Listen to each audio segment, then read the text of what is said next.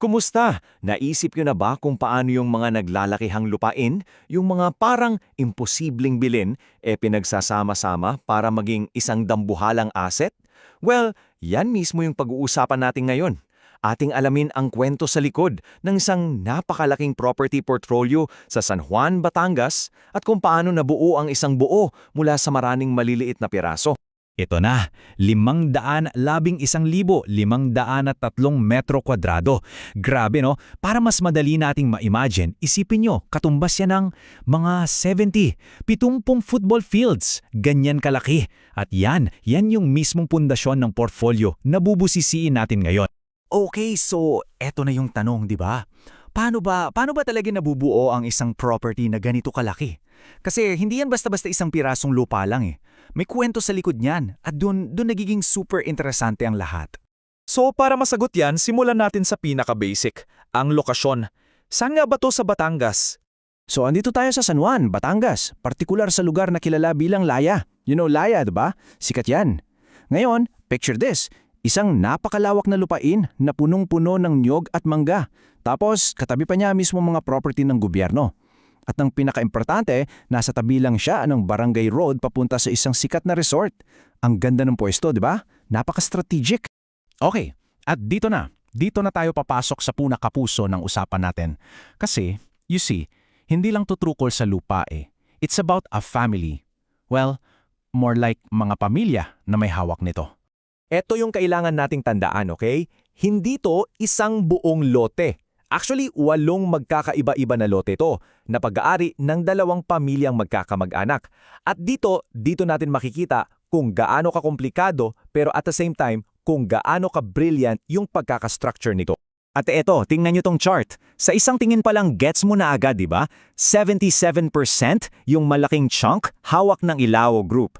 Tapos yung natitirang 23% sa Coronel Group naman. So, klaro, may 2 major players dito. Alright, so i-breakdown pa natin lalo. Let's get into the nitty-gritty. Tingnan natin ngayon, lot by lot, kung sino-sino ba talaga ang mga may-ari. Okay, alam ko mukhang maraming numero at pangalan pero huwag kayong ma-overwhelm. Ang importante lang dito, pansinin nyo yung mga apelyido. Puro Coronel at Ilao, di ba? Iba-iba ang sukat, iba-iba yung registered owner. Alam nyo, madalas ginagawa tong ganitong setup para sa estate planning. O di kaya para paghandaan ng isang malakihang proyekto sa future. Bawat piraso, parang puzzle piece, may mahalagang role sa kabuuan. So, paano nga ba napagbubuklod ang 8 magkakahiwalay na property na to para mag-function as one? Dito na natin kailangang i-decode yung mga legal stuff sa likod nito. You see, lahat ng pagmamay-ari na yan nakasulat sa mga legal na dokumento. Pero don't worry, 2 lang yung pinaka-importante na kailangan nating maintindihan para makuha yung buong picture. Una, yung TCT o Transfer Certificate of Title. In simple terms, ito yung resibo mo sa lupa. Ito yung pinakamatibay na ebidensya na sa'yo yan. So bawat isa sa 8 lote may sarili niyang TCT na nagsasabi kung sino yung legal owner. Pangalawa, at ito yung parang magic ingredient sa lahat ng to, yung SPA o Special Power of Attorney. Kung yung TCT ang patunay na sa'yo yung lupa, yung SPA naman, yun yung parang authorization letter. Ito yung nagbibigay kapangyarihan sa isang tao para magdesisyon para sa lahat. So ito yung pandikit, yung glue na nagbubuklod sa 8 lote para maging iisang malakas na puwersa. Pero ito yung interesting. Kahit gaano ka-opisyal ang mga dokumentong to, kailangan pa rin ng sobrang masusing pagtingin. Kasi minsan yung mga akala nating maliliit na detalye, doon pala nagkakaproblema. Tingnan nyo to, isang note na nakita sa isa sa mga titulo. Sabi, pakitingnan kung tama ba yung pangalan ng asawa sa titulo kasi iba yung nakalista sa profile nyo.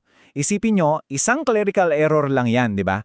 Pero pinapakita nito kung gaano kaimportante ang due diligence. Sa real estate, walang maliit na detalye. Lahat, everything matters. Okay, so ngayon, pagtagpi-tagpiin na natin lahat ng nalaman natin. Ano ba talaga tong consolidated asset? At bakit napaka-powerful nito? So, simple lang pala yung proseso. Nagsimula sa 8 magkakahiwalay na lote, with their own TCTs and owners. Tapos, ginamit yung mga SPA para i-consolidate yung legal authority, para iisa na lang yung mag-manage. At ang resulta? Boom! Isang dambuhalang portfolio na kumikilos bilang iisang solid na asset. So, ito yung pinaka-crucial na point. Sa papel, oo, magkakahiwalay sila. Pero sa practice, dahil sa ganda ng legal structure, para silang isang entity. Bakit importante yan? Kasi mas madaling i-manage, mas madaling i-offer sa mga investor, at syempre, mas malaki ang value niya bilang isang buo, di ba? At dito tayo magtatapos with this final thought. Sa 8 loteng pinagsama at maraming may-ari na kumikilos bilang isa, ano ma ba talaga ang tunay na kapangyarihan ng isang consolidated asset? Dahil sa laki at ganda ng lokasyon nito, anong pwedeng gawin dito? Pwede ba itong maging isang world-class resort? O baka namang isang high-tech na agricultural farm? O what if isang malawakang solar farm na kayang magbigay kuryente sa buong community? Dito natin nakikita na sa real estate yung pagkakaisa, hindi lang yan tungkol sa pamilya.